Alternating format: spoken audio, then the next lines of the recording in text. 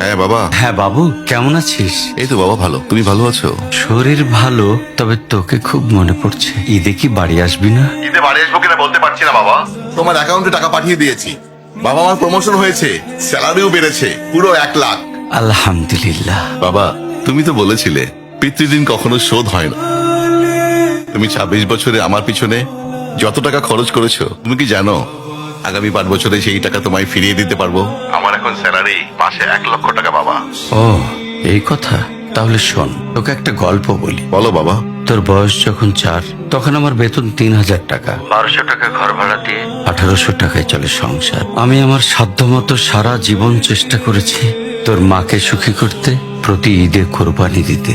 তোকে যেবার প্রথম স্কুলে ভর্তি করালাম, সেবারই প্রথম আমরা আমাদের কোরবানি দিতে পারিনি। সে বছর তোর মাকেও কোনো উপহার দিতে পারিনি।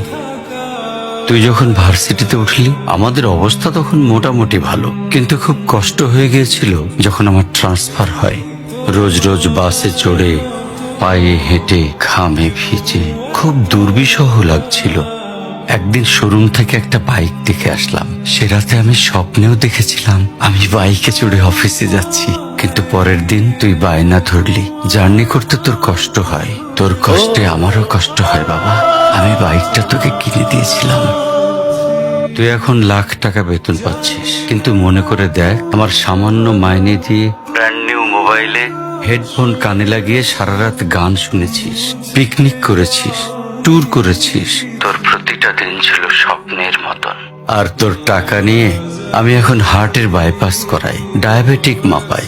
জানিস বাবা, আমার মাছ খাওয়া নিষেধ, মাংস খাওয়া নিষেধ।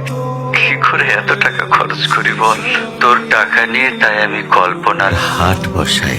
সেই হাটে আমি বাইক চালিয়ে সারা শহর ঘুরে বেড়াই, বন্ধুদের নিয়ে সিনেমা দেখতে যাই, তোর মার হাত ধরে চাঁদনি পশরের সেন্ট মার্টিনের বালুচরে হেঁটে বেড়াই। চুপ করো বাবা প্লিজ, আমি তোমার কাছে চলে আসবো। তোমার টাকা না, আমি তোমার ভালোবাসা তোমায় ফিরিয়ে দিব বাবা। বোকা ছেলে, বাবাদের ভালোবাসা কখনো ফিরিয়ে দেয়া যায় না। তোকে একটা প্রশ্ন করি বাবা, ধর তুই, আমি আর তোর খোকা তিনজন এক নৌকায় বসে আছি। হঠাৎ নৌকাটা ডুবতে শুরু করলো। যে কোনো একজনকে তুই বাঁচাতে পারবি, কাকে বাঁচাবি? উত্তর দিতে হবে না। ছেলেরা বাবা হয়, বাবারা কখনো ছেলে হতে পারে না। পৃথিবীতে সবচেয়ে ভারী জিনিস কি জানিস? পিতার কাঁধে পুত্রের লাশ। আমি শুধু জায়নামাজে বসে একটা জিনিস চাই, আমার কবরের ঘরটায় যেন আমি আমার ছেলের কাঁধে চড়ে যাই। তাহলে তুই একটা ঋণ শোধ করতে পারবি, তোকে কোলে নেয়ার ঋণ।